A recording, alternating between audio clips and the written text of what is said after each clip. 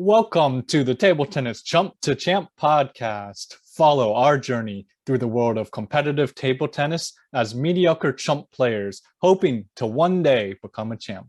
In this episode, we're going back to basics, talking about technique for the basic table tennis strokes: forehand, backhand, and pushing. We'll talk about key things that have helped us improve our technique, things we're currently working on, and difficulties we're having. So without further ado, I'm Mike, and welcome to my co-host, Jeremiah. All right. Yeah, back to basics. But Michael, we're chumps. Why are we telling people about forehand and backhand? That doesn't make any sense. Dude, I'm 1200. You're apparently 900. Why should people be listening to us about forehand?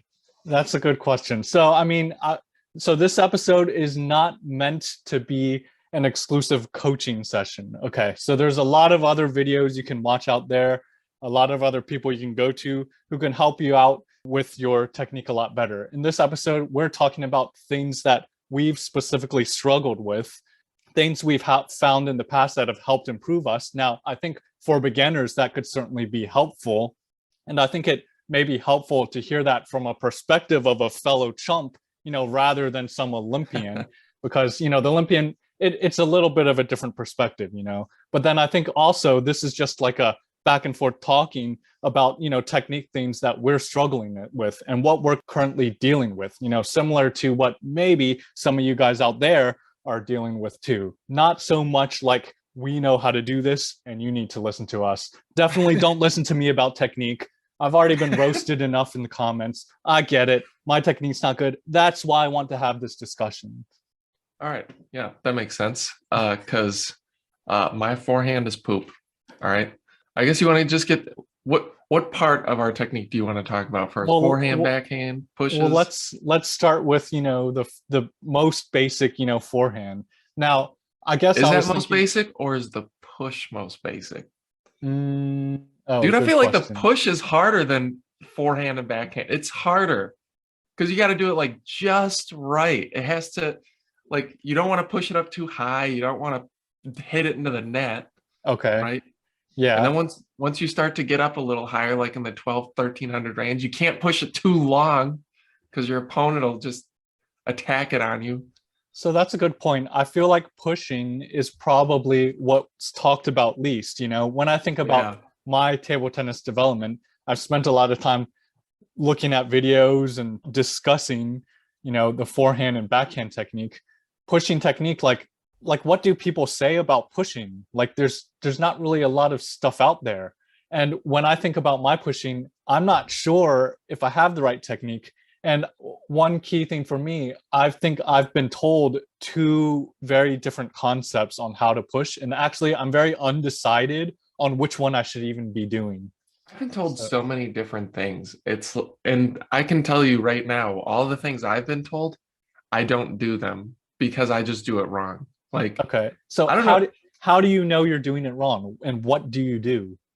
Oh, okay. Well, I mean, people tell me like you're supposed to come in like nice and parallel with the table, and then open up the racket and just a little baby tap, just tap it over, right? But when I execute my pushes, I always, like, at the very end, it's as though I lift up on the ball, Interesting.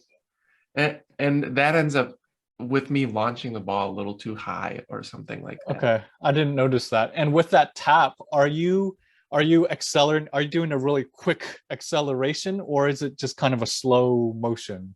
Because that's one thing with technique that I'm not sure about, because I've tried a little bit of both. Yeah, and I feel like people do it both ways. To be honest, I really don't know. You're not sure even what you're doing. So I'll go in and I'll do a slow tap, right? Like something slow, because I don't want it to go too far off the end of the table. And then I dump it into the net, and it's like, okay, fine. So then the next ball, I'll try and accelerate and push a little harder. And then it goes like off the edge of the table. And it's like, oh my God, I can't. So then I'll just flip it. I'll just try to flip it, let's just do top spins. I don't want to do pushes anymore.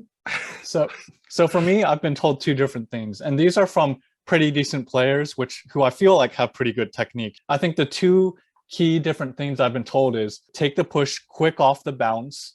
Don't try to do too much. Just kind of like tap it, get your paddle under it and tap it. That's one thing I've been told. And I was trying to do that like 2 years ago or so. I was trying to do that. I was thinking it was working. Then I kind of more recently, in the past few months, something else was told to me that I think is more like how I used to push before, which is take it a little bit later and really try to like jab at it and add that backspin into it. Yeah.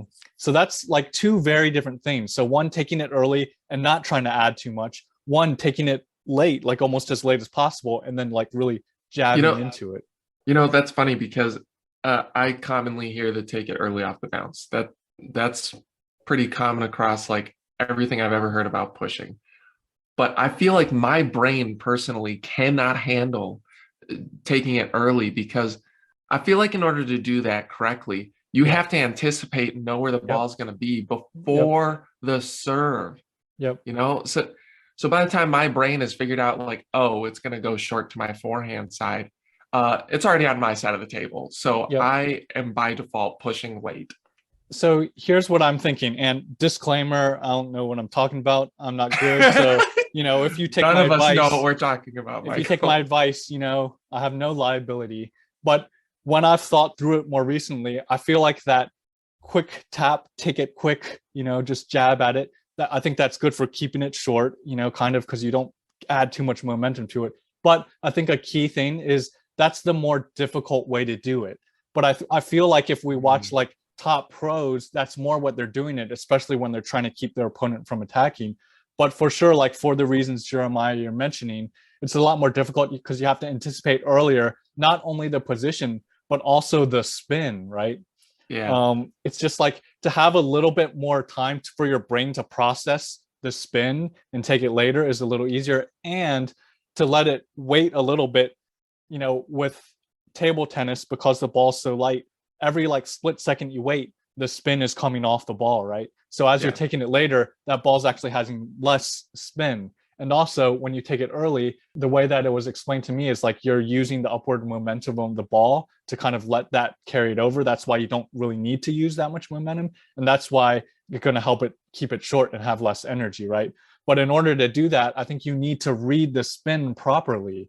And if you haven't, you need to adjust the angle and like the amount of kind of push to just get it over. And you have to do that very quickly. So if you aren't sure about the spin and stuff, waiting later and then you trying to add that spin into it, whether it's like a more dead or heavy backspin, because you're adding into it, it's like safer and more likely to still land on the table, even if you misread the spin somewhat. Yeah, and I feel, that's what makes this stroke, I think, the most difficult stroke, even though everybody likes to ignore it, especially off of the serve, right? If you're going to be doing a push off of the serve, I think it's really challenging. And let's not get into how to flip off of the serve, right? Like that adds its own challenge. I feel like flipping off of the serve might be even easier because you're just like accelerating through trying to make it into topspin. Sometimes, right? So these are the challenges I face with doing the push. I come in late, not by choice, but because my brain can't handle going any earlier. Sometimes I'll even like get to the ball too late and I'll just like maybe panic. I guess like panic, like, oh crap, the ball's over there, and I'll do something incorrectly. So So it's like I feel like for us chump players, maybe we just take it late. Like I think that's what I'm thinking. I'm not a professional. I don't need to try to do it like the early and keep it short. Like keeping it short isn't even as important for my level. Why don't I just take it late and focus on that? Focus on the easier push, basically. But then to the point you made, if we do take it later, then we would have to push a little harder, right? Instead of just like tapping it. Because I think that's where you end up with the ball into the net, right? Because you try to just tap it, but it has less spin on it, less speed now after being in the air for a little bit. Yeah, you do need to add more into it. But I think like adding more into it also, I don't know. I feel like for opponents I'm playing, adding more into it gives it more backspin and makes it harder for them to attack, even if it's long. Whereas if they served me a short kind of dead one or not that much backspin, I try to tap it. Because I don't add that much spin, it ends up being like a one that they can kill, Yeah. So how low are you sitting when you're going to do a push? Like I've heard people say like you should be eye level, like you should be down eye level with the net and like push it. That's a good question. I feel like I don't focus that much on getting super low. So I think the result of that is I'm kind of high. Yeah, same, but I feel like that for me, I'm really tall. So when I'm doing a push and if I'm not getting lower, I feel like that is contributing to me lifting the ball upwards when I'm like coming into it. And then it ends up like converting it to no spin to like light top spin. So I do see you getting very low, especially like receiving serves and coming in for like initial push. You look very low, which feels like a good thing. But the execution still isn't there, Yeah, and I don't know how important that is relative to other things, I've read like if you get down to eye level, it's like you can like see the spin better, on the ball and stuff. No, there's no way. But I feel like for me, like, does it feel like worth the effort? I guess I'm more like focusing my effort on other things right now because I've tried it a few times and it didn't really seem to help me, So it's like, why bother doing that? Why don't I just focus on like in my brain other aspects of what I'm trying to do with the receive and setting up? Yeah. I feel like I just get low more personally as a reminder that I should be low, because if I start up high, it's going to be pretty difficult for me in the middle of the rally to get lower. Yeah. As opposed to if I start lower and I try to stay low, but I'll still end up standing up, popping up. So I guess that brings us perhaps to our next stroke, which I think is key.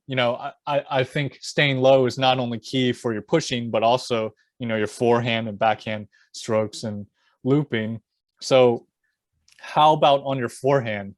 Do you think staying low is one of the key things you're trying to work on? And what else are you trying to do with your forehand right now? You said in the beginning that you feel like your forehand sucks. You got a compliment from a viewer on your technique. Yes. And your forehand is definitely better than mine. I mean, can't deny that. I feel like especially for like a 1200 level player, if that's what you're at, you have a pretty good forehand. Your forehand's probably not holding you back from like, let's say 1500 in my opinion. So, for me, I feel like for the proper technique, like you should be, if you're going to do a forehand loop, right? You would kind of like get lower. You would put your forearm down and maybe from your heel and then up, right? Okay. To try and like. Maybe one key thing, are we talking about like a top spin to top spin or a lift where you're trying to loop a lift. Backspin? Yeah, I'm talking about a lift. Okay. Yeah. I figure it's natural to go from push to a lift because that's usually the next step of the game, right? So for lifting, okay, what are you saying that you're saying you're not doing that? No, okay, so I got this like mix thing going on, and I think this happens where like you're trying to learn a topspin stroke and a lift at the same time, so you like combine them.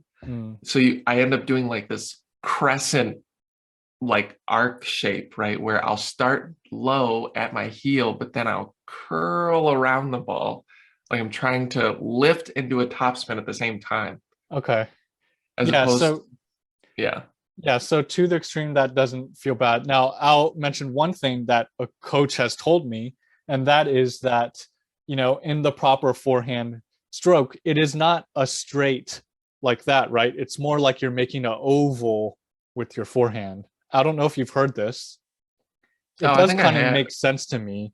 So the oval implies that it's not like perfectly straight, like when you went from your heel. But isn't that more for like trying to get back into ready position? Like it's more like you do a straight hit, but then you come back to ready position, like in an oval, like straight. I don't think it's oval, because otherwise we'd be talking about semi spears, Yeah, but that's not how it was explained to me. It was explained to me as an oval. All right, what have you guys heard in the comments? Tell us. I feel like it's not like a literal oval like that. Okay. Because I feel like when you watch professional players, they are doing a straight, like you can draw a straight line from start to finish, and then they come back into ready position, which is like a oval thing. Kind of, but I'm not sure, because I mean, I didn't not watch slow-mo of pro players right before this. Yeah. So I a bit don't remember, but I'm not sure. Now, I'll go into one thing in terms of my work on the forehand. So I've been working on my forehand a lot because, for the past few years, it hasn't been good. There's been times when I've gotten it to where it feels good, but I just am not able to replicate that and repeat that, especially in the match. It usually just completely falls apart. I fall to old habits. So one thing that's been mentioned to me, I think Jeremiah's mentioned it. You mentioned it when we did our match reaction, and I very much recognize this, that the angle of my paddle when I'm doing my forehand is often just totally messed up. It's either opening like this, which in the past it was always doing, but now as I've been trying to correct that, oftentimes it's the pancaking, which I think Jeremiah, you're kind of discussing, where you start and then it's like closing at the top. I think that's more like what I do. Yeah. So I've recognized this. Okay, that's obviously not what I'm not trying to do that. So in my practice, the past month or two, I think, I've been very much focusing on the angle, getting the angle right, like maybe for a topspin. Now talking a bit more about topspin to topspin, trying to be at like, I don't know, about 45 degrees and just kind of pretty straight all the way across. And I was doing that for the past few weeks or months, hitting on my robot, and it was feeling okay. At first I thought it was feeling good, but as I was going, I was able to do it pretty consistently, but it just didn't feel like that great. And then after like 10 or 15 times of doing this, actually it started kind of feeling worse. Then I had a session where I really like broke it down. I was recording. What I was doing just looked kind of stiff. And what I found after just trying different things, like 5 or 6 different variations, when I found my forehand again, and when I was really getting good topspin, I was letting my arm be more free, which was resulting in more of a natural oval rather than a very straight shot. And I think really trying to focus on that straight angle was just causing me to be overly stiff and not generate kind of like the transfer from my legs into my arms. Perhaps it was like messing up my timing as well. I don't totally know how to explain how that wasn't working for me, but I'll say this. I didn't think much about the angle, and I didn't think about keeping it straight. I more focused on covering the ball, covering the top of the ball, and at the contact, making sure my paddle is relatively closed and I'm accelerating the paddle at that point. And when I just focused on that, the quality of my shot instantly shot up. And I got the muscle memory back to when I was hitting like good forehands, which was not all the time before, but those times before when I got a good forehand, it felt like that again. So I realized I had gone away from that by, in my opinion, focusing too much on the angle and too much on keeping the paddle straight.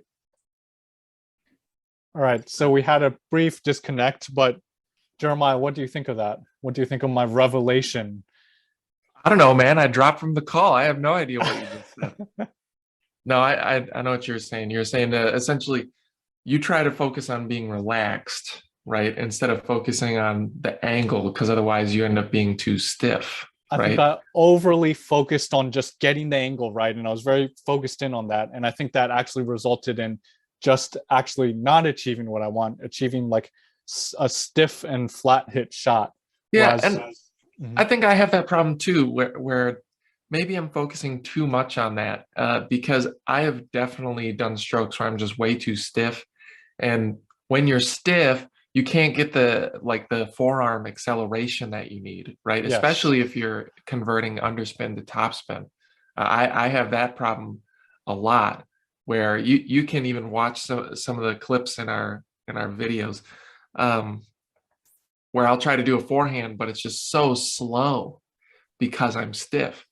And I think that's like 95% of my forehands in matches are totally like that. Yeah, I don't get the acceleration. Yep. And then when you get a topspin coming in, instead of like accelerating through the ball, you kind of do more of a slower hit and it launches the ball off the table, right? Yeah.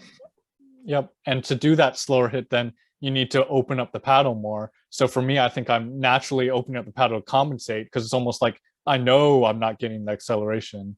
And then sometimes it's landing, but it's not the top. It's a flat hit shot instead of a top spin. Yep. So would all of these points really be the same for backhand? I try to do kind of the same thing on the backhand. I try to keep a consistent angle, but I guess now I'm trying to rotate about my elbow. Like I try to get my elbow up. Yeah. And then I try to use my elbow as like the pivot point. The angle for sure, yes. And I feel like on the backhand, one thing for me is I found my angles not always consistent. I start with it more like flat open with my wrist just pointed down. And then I kind of like pancake over it and end with it really closed. And, my backhand's relatively strong relative to my forehand, but I find with the consistency, when I more have the angle of the paddle more consistent throughout the stroke, it works better. Now, I will say then, I feel like how I'm hitting my backhand now, I'm basically focusing more on the angle. Whereas what I was saying with my forehand is I'm not overly focusing on the angle, and then instead just focusing on covering the ball and letting my arm kind of flow with my body movement. So it's a little bit different what I'm trying to do on my backhand and forehand. But for me, my backhand, I always panic, because for the backhand, the ball has to be like in your body, and you have to like create space by like, I feel like bending over it and then hitting the ball and like right in front of you. So that always makes me feel awkward. And do you feel like both on lifting an underspin and a topspin to topspin, or applying more to one of those? Oh, on both for sure. Like especially the lifting underspin to topspin, like that I'll end up in the situation where I'll lift like my whole arm instead of keeping my elbow in one position and accelerating my forearm. Yeah. Right? And then topspin, I guess it feels less awkward, but for me, my backhand topspin just ends up being like a punch.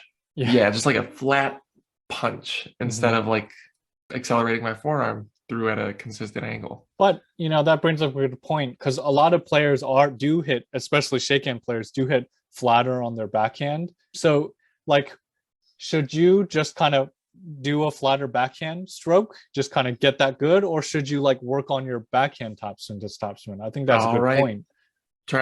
Starting to switch over to short pips on the backhand. Is that what you're saying, Michael? just go with it. I should just pop some short pips on my forehand, Like I mean, like those old school penhole players. Yeah. One of the people I play with, he switched to short pips on the forehand now. So now he does like the just super flat hit, and but he's still getting used to it a little bit. It's kind of obnoxious to play him. I've tried it a few times, although I feel like that's a future discussion. But for now, I want to focus. I'm trying to focus on just getting my technique better so I can actually topspin in a match. And then focus on the basics first before trying to get fancy with different equipment. Backhand for me, I would say, I don't know about anybody else. I feel like if my backhand feels stable, I play pretty well, just in general, because I feel like a lot of the balls that come to me are to my backhand. Yeah. And I feel like that's probably true for many others as well. I think because you're a stronger forehand player, players play more to your backhand, so you need to play more balls to your backhand. And I'd say for me, it's more inverted, especially maybe in the past it was different because I was maybe playing better with my forehand with a flat hit. But if I think like back to the tournament, the teams tournament, for sure, the matches where I got my forehand more dialed in were like where I felt I was playing the best because I was getting more balls there and able to hit there. So yeah, I think like how good you're doing on your weaker side indicates your performance and definitely how you feel like you're doing. Yeah. But okay, here's one thing with the backhand. The backhand stroke is like more compact, right? Yeah. So how does that impact the difference between, I guess, what we're talking about, forehand versus backhand? I mean, for it to be more compact, right? Like, what do you mean? Because you just can't get the full buildup like a forehand, right? Like you can't get the full rotation. So I guess that's why it feels awkward. You kind of have to accelerate and get the acceleration in a smaller motion, you know? Yeah, exactly. But you have to like do it inside your body, right? Like, yeah. Like I feel like when you watch people do backhand loops and stuff, they're like bent over almost at like a 45-degree angle themselves. And then they use the space created from that to get their like forearm a bit of room to accelerate through the ball, right? Yeah. Are you using your wrist and forearm there, or are you putting your whole body into it? You know, it's interesting because I feel like this is where I've heard different things. Some people say do not use your wrist. Other people say you have to use your wrist, you know, because the wrist adds a little bit more for you to be able to like convert the spin, right? If it is a underspin. Other people say that it adds too much like variability, right? And instability. So I probably use my wrist. I use my wrist more just because it's like I'm trying to relax. Yeah. I feel like if I keep my wrist stiff, I feel like it keeps my whole arm stiff. Like I just cannot control like just my wrist to stay like. Yeah. What about you? I feel like when I hit my best backhands, it's a lot of wrist and the arm, but not the shoulder, not the shoulder lifting up, but the arm pivoting there. That's what I'm doing all the time. And it's my shot, and not saying this ideal, but my shot is all just wrist in that arm. And I don't bring like, I've heard some things where people say like thrust your abdominal forward as you're going in. And you can see, you know, top players, especially like the top Chinese players do this. I think Fan Zhendong, like really you see him thrusting his body forward on his backhand. I've seen it. Yeah, I've seen that. And I tried doing that a little on my robot, but I think for me, that's adding the extra variability. That's just throwing off my consistency. Too much to think about. So yeah, that's like too advanced for me right now. And I feel like, and don't know if this is right or wrong, but I'm just on my backhand focusing on wrist and arm. You know, so it's interesting because in some of my recordings, I've caught myself doing that, not because I planned it, you know, so I'll get ready for oh my God, lifting with my backhand, right? I get a long push and I will see that I'm actually like doing that thrust. But I would say that people have told me that that's not good because it puts you on your heels and you're like. But you're thrusting forward during your shot, right? Not backwards, right? Okay. Well, maybe that's why I'm doing it. Right? Okay. Because if you're thrusting backwards, you're losing power, basically. Yes. And that's a key thing. And this is another thing the coach talked to me about is like, I think naturally my body movement, and I think probably most intuitively is as you're doing it to thrust backwards, but that's like the opposite of what you want. If you want to introduce body movement into it, you need to, as you're accelerating your paddle up, be thrusting forward with your abdomen. Like think about just like pushing your stomach forward as you're doing that stroke. That's like, if you want to introduce your body into it, that's what I think you're supposed to do. Now there's also the people like the old school Euro style where they're more like freaking tennis and like, you know, more like the way you are with your forehand where you're twisting your torso. They're like doing that on their backhand too. So then instead of the stroke being very in front of you and forward, it's like from the side, this whole thing. Now what's that guy's name? Carl so there's this Russian guy, Karakasikov? Am I saying? I feel like I'm butchering that. If you're Russian, sorry. A top Russian player. He may still be playing, but I think he's older now. But he has this like ripping backhand, and he's just like tennis. I don't play tennis, but like from the side, totally like twisting his whole body and like really ripping at it. Yeah. And I mean, that is another way to do it. I mean, it's definitely a good kill shot if you can land it. But I guess as we're talking about it, particularly on the backhand, we were talking about pushing being an area where there's a lot of different techniques and we aren't sure. But now that we're drilling into the backhand, it feels the same. I mean, lots of different variations, and I think we're both kind of unsure if what we're doing is optimal. Just having your elbow up, right? Like, so do you have your elbow up, or do you have your elbow down more by your side when doing a backhand? I kind of can't even tell you. Like, I feel like my backhand is more intuitive. I think my backhand is more like your forehand. I'm more just doing it intuitively, and it's working like okay, not like phenomenal, but decent for me. So I don't just quite hit the ball. Yeah, I'm kind of just hitting it. So I feel like probably more down. And I don't bring it up too super high. I don't intentionally bring it up super high.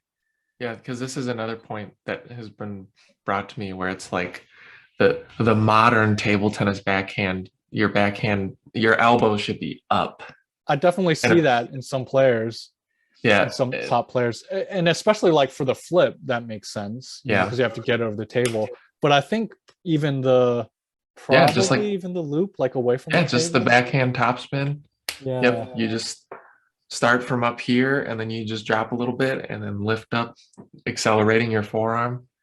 But for me, it's like I combine them both, where I'm just like, oh, I got to get my elbow up. Oh, and I should be accelerating my forearm, so it looks like this weird one motion raising my entire arm type of stroke. It's instead of pivoting around the elbow. Here's one question. Have you tried anything to really try to stabilize your elbow and keep it in the same place? Because like, for example, on the forehand, people told me like be throwing a shovel and like bring your other arm into it to try to like get that flow. And then on the back, like, I don't know, like kind of like almost like maybe like the two hand like butterfly thing where you do the same motion with your other arm to enforce that you're opening or you're flipping or like throwing a frisbee, like do it with both arms. Has that helped you? No, I've never like heard of any. I've heard the like shovel thing for the forehand, probably why my forehand is better, because like I have something to focus on. But on the backhand, it just always said to me like, keep the elbow steady, pivot around the elbow. I think some people have told me like, think of it like you're driving that. Some people have said like, get your arm down and then like drive your elbow up and follow it with the forearm. That's interesting, because I feel like if you drive your elbow, then you're getting too much shoulder in it. Yeah, exactly. Like people have told me so many different things. Like lead with your elbow and then kind of like a wave of just following up with your How about just the throwing the frisbee type thing, Well, yeah, that's just because that's what I feel like the natural motion is. So in practice I can do that, but when it comes down to a match, like my brain is too slow, man. I'm too slow to realize like, oh, the ball's on my side. Now I got to get ready on the backhand and just throw the frisbee. And then it turns into a panic, and that's why it turns into a punch. Yeah. Okay. Right? Well, how about to close then? Let's get a little bit back into the forehand, because I feel like the forehand, for your level, you have a good forehand. I feel like if I think back to when we were starting, we were in this club together, and I think amongst like beginner type players, like I think we all looked at your forehand and we're like, wow, if I could just have Jeremiah's forehand, I'd be awesome. Like, your forehand was the best amongst a bunch of those lower level players, and I was definitely envying your forehand, wishing you had it. So I think the forehand came naturally to you. So what key things do you think helped you develop that forehand? You did mention the shoveling. Was that a thing you focused on? So when I was starting, I literally was just watching videos of professional players, and I was like, I need to do that. That's it. And it just worked. It just worked for you. It just worked out. Like Well, then we did practice, right? Where we did third ball attack practice. And then I was just trying to duplicate that, right? And I was trying to follow step by step, like, okay, I need to drop my hand down to my foot. And then I got to lift up with like the target being like up by my head, right? So you don't think you can identify any key things that you were doing or that you do today with your forehand that, helps you? I mean, I think you've got the basic technique down. So, and it's not that easy, I think, for a lot of beginner players that like myself and other players we saw in the club too. I think like a lot of us at that time, like we're struggling just with, the basics of the forehand. I mean, so one of the things like that I struggle with is also just weight transfer and also where my weight is from the start. But sometimes I'll do it on my heels. So my recovery is bad. So I'll like, I get a shot in, but now I'm like off balanced. And now my opponent just really has to block it. And then I'm probably not gonna be able to get to the ball and make a quality shot.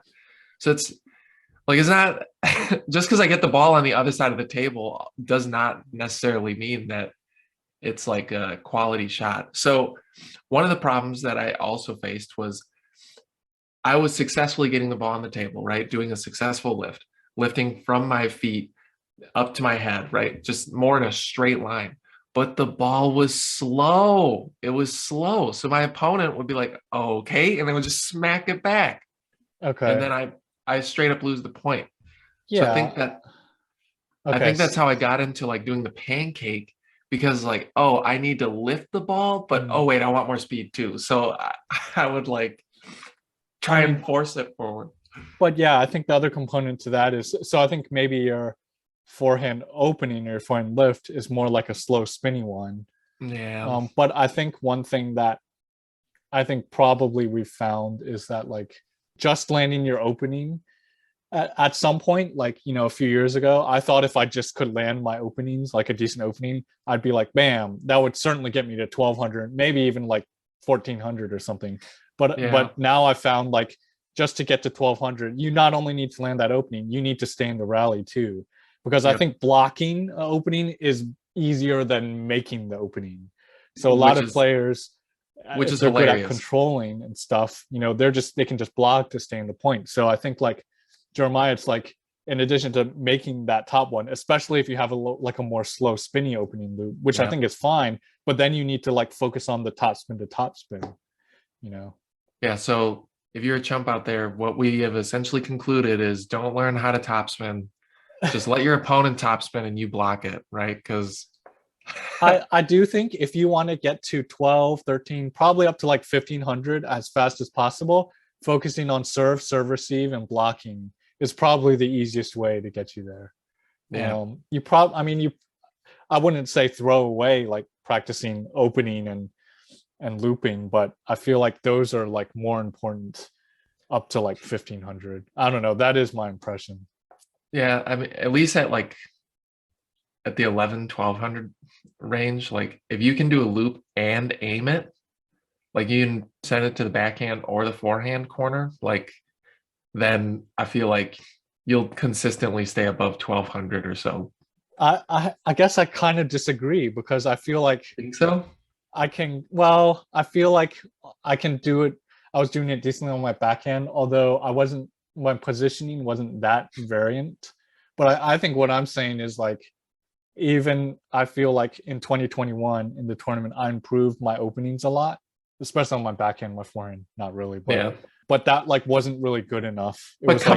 Michael, the people who are playing in that tournament are not 1200. I think everybody in that tournament is definitely like 1500 at least. I'm not sure. I feel like they were rated like the average rating was like 900, 1000, but I feel like they were like 1200. Yes, those 1000 level players coached by Timothy Wong. Yes, Michael. Yes, I think they were like 1200. Absolutely not. No. I like smash the ball straight into like the forehand corner, and they're deep, and then they just like block it back. Like, yeah, I mean, they were staying in the rally. 1200s don't do that. Well, I hope that we can do some match analysis on those matches. We need to work on our tech to do that again. Yeah. But yeah, we can break down those. I'm interested to see, and then we can rewatch those matches and see like what level do we think these players are. Yeah. I want to see what other people say. If they say like, oh yeah, those kids are not 1200. Good job, Jeremiah. You tried, but they're not. They're like 1800. Yeah, I don't know, but I do think like blocking that opening is easier than making the opening. So I think like a 1200 level player can like just work on their blocking, especially, I don't know if the ball like is not as spinny now or something. It's, people say it favors blocking. I don't know. I didn't really play with the old ball. Total crap. I didn't play with the old ball, so I don't know. But yeah, even a lot of the players I play in the club that are like 13, 14, some of my practice partners too. I mean, I get a good opening and they're often able to block it. And then it's down to the rally. So, it's always they aren't funny, like 1700, It's always funny how like religious people get in a way about like the type of ball that they use and the material it's made out of. For me, I'm always just like, I don't care. I'm not good enough to care. Like when I'm above 2000, maybe I'll have a favorite, but none of us, we're all like 1200. Stop. Who cares? I can't say that I feel the difference between brands of the ball. When I've played with the poly ball versus the celluloid, it does feel a little different. But even then, I don't really like change my technique for it, Yeah. I still just play the same, and I feel like what I'm doing is as bad as it is this way and as good as it is with the other ball. It's like about the same. So, yep. All right. I think we've covered all the strokes, Michael. Forehand, backhand, push. Yeah, we had a decent discussion talking about the basic strokes. So everybody take all of our advice and throw it out the window because we're just chumps, man. If you do what we do, you'll be a chump forever. Or don't take advice. Post a comment on what you're struggling with or what you're working on, or give us some advice, okay? Even if you're roasting us, we'll read it, and we'll decide whether we want to take that as advice or not. If you got a good roast, we can read it in the beginning. All right. Well, that brings us to the end of this episode.